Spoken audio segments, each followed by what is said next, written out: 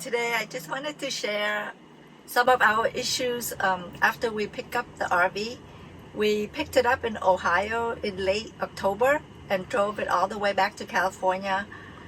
And during the trip, there was some issues. The first day we used the bathroom and the sink. It was working fine. The second day when we turned on the water pump to use the restroom, we keep hearing the water pump noise. It's not supposed to, be on constantly. It's only supposed to make noise when we turn on the faucet or when we flush the toilet. But it was just on constantly. So my husband went out of the van to check on it, and there was water on this side by the tire, and there's water over here also. So he turned off the water pump and drained all the fresh water in the fresh water tank. And when we went back inside the coach, we noticed there was water, a pool of water right here on the floor, because this is where the water pump is located, and the water was seeping out from here. So I wiped everything off, and one good thing about it is that I realized that the flooring is a really good material, because it dried up like half an hour later. It was all dried up. It didn't get soaked in underneath or anything like that. So when we came back to California, we took it to Airstream of Los Angeles, and they said the water pump was defective, so they replaced the water pump. Everything has been working good so far. And the second issues that we have is the low battery drainage from the chassis. We noticed that as long as we're plugged into the shore powers, we don't get any notification, and as soon as we unplug for about 6 to 7 hours, there's a notification on the control panel and on the Mercedes app saying that the chassis battery is low. So we brought it into Mercedes dealer, and they replaced it with a brand new battery, and we still have the same problem. So we brought it to Airstream dealer, and they told us that there is the bulletin TSB 186 that they're supposed to disable that, so that the house battery doesn't get charged by the chassis battery until the chassis battery runs out. So once that is disabled by the dealer, we don't have that problem anymore.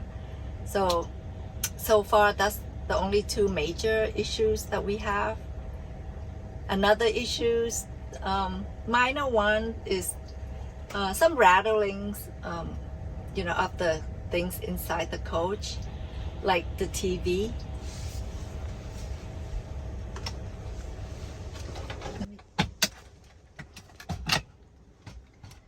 So when the TV is closed, it rattles. So we put the bumpers on these two spots here on the brackets, because this is where, when we close the TV, it hits onto here, and it making a lot of rattling noise. When we drive over bumpy roads, the TV would shakes like this.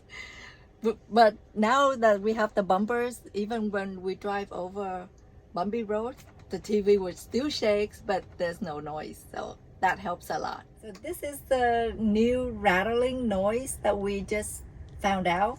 It just happened a few like 2 weeks ago. There was a squeaky sound from here when we were driving on rough road, and if we push this corner against the cabinet, the squeaky sound stopped, and we let go and it squeaks again. And we found out there's a little gap right here between this panel and this part right here. So it's so tiny that we were thinking, I don't know how we're gonna get something in there, but my genius husband give me a little razor blade, as the single blade razor blade, and I just try to wedge it in right here, and that solves the problem. No more squeaky when we drive. Another rattle on this side, and we found out that it's around the bathroom door. So what we did was we put the clear bumper right at this corner. So when the door is closed and we drive on bumpy road, it doesn't make any more noise because the door will just hitting the bumper instead of hitting the panel on this side. That helps a lot. The rattle we found is when we drive on rough road, the automatic shade, when it's up like this, it keep hitting the side panel. What we did is same thing. This clear bumper is such a big helper. We just put it in between the shade and the panel. Put one here, one here, one here, and another one here. And so when on rough road, it vibrates. It still, you know, moves, but then it touches the bumper instead of hitting the panels, making the rattling noise. The fit and finish of the cabinetry in the Airstream is pretty good, except one spot that I noticed when we picked it up. The gap right here on the door and this panel, as you can see, is not flush. So when we brought it back into Airstream for the water pump, I asked them to adjust it, and they did adjust it, but then now after 2 months, it pops out again. Not as much as before, but don't know why it popped out. And we also noticed this top, it used to be flush, but it's not as flush as before also. So I don't know why it's like it bent out like this. Anyway, I'm not worried because there's a 3-year warranty from Airstream. So if it gets worse down the road, we can always bring it in for them to either adjust or to replace the door if it gets bad. Overall, we're very happy with the Airstream, despite all these initial issues, because we know what to expect when it comes to owning an RV, because we own another Class B before, and it did have some problems too. And I know it. We're driving a little house on wheels, so things will break down, and we just have to deal with it when it comes. So when we were researching to buy a Class B RV, Airstream is the top of the line for me. But my husband was sticker shock, and so we settled for a less expensive Class B. We bought it and used it for 6 months, and found out that we both really like traveling in the Class B RV. And thank you to my hubby. He let me upgrade to this, you know, my dream Airstream. I love the Airstream design of the interior.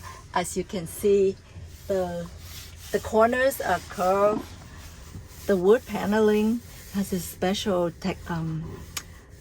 design to it. The cabinets, door are curved. I love the aluminum ceiling right here. It just have a unique feel to it. It feels like a private jet.